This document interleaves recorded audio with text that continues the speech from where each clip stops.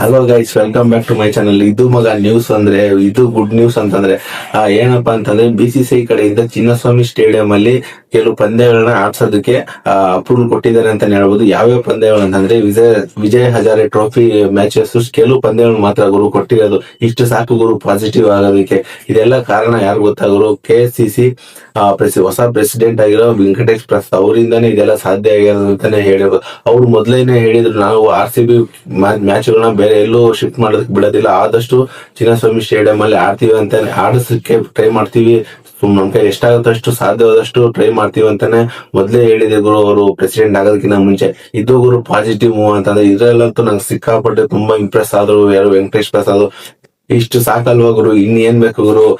ನೋಡೋಣ ಗುರು. ಆದ್ರೆ almost 100% R C B matches ಗಳು ಇಲ್ಲೇ ಚಿನ್ನಸ್ವಾಮಿ ನಡೀತೆ ಅಂತ ಏನು ಹೇಳಿಲ್ಲ. ಆಲ್ಮೋಸ್ಟ್ ಇಷ್ಟು ಸಾಕು ಪಾಸಿಟಿವ್ ಮೂವ್. ವಿಜಯ್ ಹಜಾರೆ ಕೆಲವು ಮ್ಯಾಚಸ್ ಗಳು ಮಾತ್ರ ಆಡಿಸ್ತೀನಿ ಅಂತ BCCI ಕಡೆಯಿಂದ ಗ್ರೀನ್ ಸಿಗ್ನಲ್ ಸಿಕ್ಕಿದೆ. ಇಷ್ಟು ಸಾಕು ಅನ್ಸ್ಕೊಂತೀನಿ ಮಗ.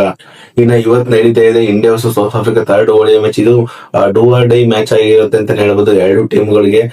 ಇದರಿಂದ ನಾನು ಹೇಳಿರೋ ಪ್ರಕಾರ ಭಾರತ ಟೀಮ್ ಅಲ್ಲಿ ಈ ಇಬ್ರು ಪ್ಲೇಯರ್ ನ ಚೇಂಜ್ ಮಾಡಿ, ನಾನು ಹೇಳಿರೋ ಇಬ್ರು ಪ್ಲೇಯರ್ ನ ಆಡ್ ಮಾಡಿದ್ರೆ ಪಕ್ಕ ಈ ಸೀರೀಸ್ ಇಂಡಿಯಾದವ್ರು ಹೊಡೆದೇ ಬಿಡ್ತಾರೆ ಮಗ. ಅದ್ರಲ್ಲಿ ಯಾರು ಅಂತಂದ್ರೆ ಫಸ್ಟ್ನೇದ್ ಬಂದು ವಾಷಿಂಗ್ಟನ್ ಸುಂದರ್, ನೆಕ್ಸ್ಟ್ ಎರಡನೇದ್ ಬಂದು ಪ್ರಸಿದ್ಧ ಕೃಷ್ಣ. ಇವರಿಬ್ರು ಚೇಂಜ್ ಮಾಡಿ ನಿತೀಶ್ ಕುಮಾರ್ ರೆಡ್ಡಿನ ಮತ್ತೆ ತಿಲಕ್ ವರ್ಮನ್ ಆಡ್ ಮಾಡಿದ್ರೆ ಇಂಡಿಯಾದವ್ರು ಪಕ್ಕ ಹೊಡಿತಾರೆ ಅಂತ ಹೇಳ್ತೀನಿ ಈ ಸೀರೀಸ್ ನ. ನೆಕ್ಸ್ಟ್ ಬಂದು ಇಂಡಿಯಾದವ್ರು ಫೀಲ್ಡಿಂಗ್ ಸುಧಾರಣೆ ಆಗ್ಲೇಬೇಕು ಮಗ. ಈ ತರ ಕಳೆದ ಮ್ಯಾಚ್ ಅಲ್ಲಿ ಫೀಲ್ಡಿಂಗ್ ಮಾಡಿರೋ ತರ ಏನಾದ್ರು ಮಾಡೋದು ಈ ತರ ಪಕ್ಕ ಸೀರೀಸ್ ಎಲ್ಲ ಹೊಗೆ ಆಗುತ್ತೆ ಅಂತಾನೆ ಹೇಳ್ಬೋದು. ಅದರಿಂದ ಹೇಳ್ತಾ ಇದೀನಿ, ಫೀಲ್ಡಿಂಗ್ ಅಲ್ಲಿ ತುಂಬಾ ಎಫರ್ಟ್ ಕಾಣಿಸ್ಬೇಕು. ಪ್ರತಿಯೊಬ್ಬ 11 ಪ್ಲೇಯರ್ಸ್ ಅಲ್ಲೂ ಫೀಲ್ಡಿಂಗ್ ಅಲ್ಲಿ ಎಫರ್ಟ್ ಕಾಣಿಸ್ಬೇಕು. ಮತ್ತೆ ಇನ್ನೊಂದೇನು ಮಗ, ಇಂಡಿಯಾಗೆ ಮೈನ್ ಏನಂತಂದ್ರೆ ಟಾಸ್ ಅಲ್ಲಿ ತುಂಬಾ ತುಂಬಾ ತುಂಬಾ ಅವ್ರಿಗೆ ಹಿನ್ನಡೆ ಆಗ್ತಿದೆ ಅಂತ ಹೇಳ್ಬೋದು.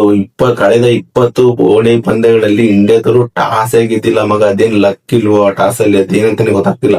ಅದಕ್ಕೆ ಆಲ್ಮೋಸ್ಟ್ ಹೇಳ್ತಾ ಇದೀನಿ, ಟಾಸ್ ಅಲ್ಲೂ ಲಕ್ ಇರ್ಬೇಕು. ಯಾಕೆ ಅಂತಂದ್ರೆ ಟಾಸ್ ಗೆದ್ರೆ ಸಪೋಸ್ ಏನಾದ್ರು ಫಸ್ಟ್ ಬ್ಯಾಟಿಂಗ್ ಸೌತ್ ಆಫ್ರಿಕಾ ಆಡಕ್ ಬಿಟ್ಟು ಇಂಡಿಯಾದವ್ರು ಸೆಕೆಂಡ್ ಬ್ಯಾಟಿಂಗ್ ಆಡ್ತು ಅಂತಂದ್ರೆ ಫ್ಯೂ ಎಫೆಕ್ಟ್ ಇರೋದ್ರಿಂದ ತುಂಬಾ ಅಡ್ವಾಂಟೇಜ್ ಇಂಡಿಯಾಗೆ ಇರುತ್ತೆ. ಅದರಿಂದ ಈ ಟಾಸ್ ಅನ್ನೋದ್ರಲ್ಲಿ ಇಂಡಿಯಾದವ್ರಿಗೆ ತುಂಬಾ ಮುಖ್ಯ ಆಗಿರುತ್ತೆ.